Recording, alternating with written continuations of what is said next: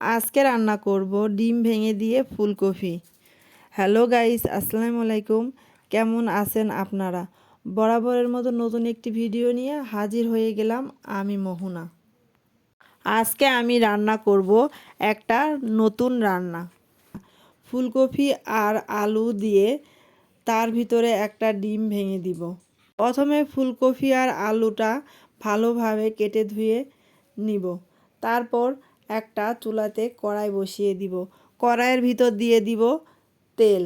তার ভিতরে দিয়ে দিব পেঁয়াজ কুচি।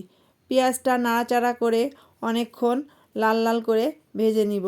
তার ভিতরে দিয়ে দিব একে একে মশলা, রসুন বাটা, পেঁয়াজ বাটা, আদা বাটা, শুকনো মরিচের গুঁড়া, হলুদ গুঁড়া, স্বাদ মতো লবণ, সব কিছু দিয়ে পানি দিয়ে ভালোভাবে মিশিয়ে রেখেছিলাম।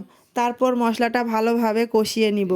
তারপর দিয়ে দিব ধুয়ে রাখা ফুলকপি আর আলু। দেওয়ার পর ভালোভাবে নাড়াচাড়া করে কষিয়ে নিব। এই যে অনেকক্ষণ নাড়াচাড়া করে মশলার সাথে ভালোভাবে ফুলকপি আর আলুটা কষিয়ে নিলাম। তারপর দিয়ে দিলাম 2টা দারচিনি আর 2টা এলাচ। তারপর দিয়ে ভালোভাবে একটু নাড়াচাড়া করে কষিয়ে নিয়ে তার ভিতরে দিয়ে দিলাম একটা ডিম। ডিমটা দেওয়ার পর ভালোভাবে নাড়াচাড়া করে ডিমের সাথে ফুলকপি আর আলুটা ভাজা ভাজা করে নিতে হবে। অনেকক্ষণ নাড়াচাড়া না করলে ডিম থেকে কাঁচা গন্ধ আসবে। এই জন্য অনেকক্ষণ ফুলকপি আর আলুর সাথে ডিমটা ভাজা ভাজা করে নিলাম। তারপর একটা ঢাকনা দিয়ে ঢেকে দিলাম। ঢাকা দিয়ে একটু ভালোভাবে সিদ্ধ করে নিলাম। তারপর ঢাকনাটা উঠিয়ে নিলাম।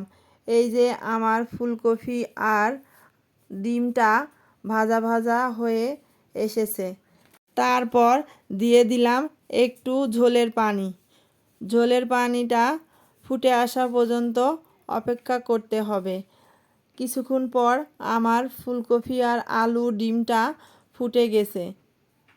এই যে আমার ফুলকপি আর আলুটা ফুটে এসেছে।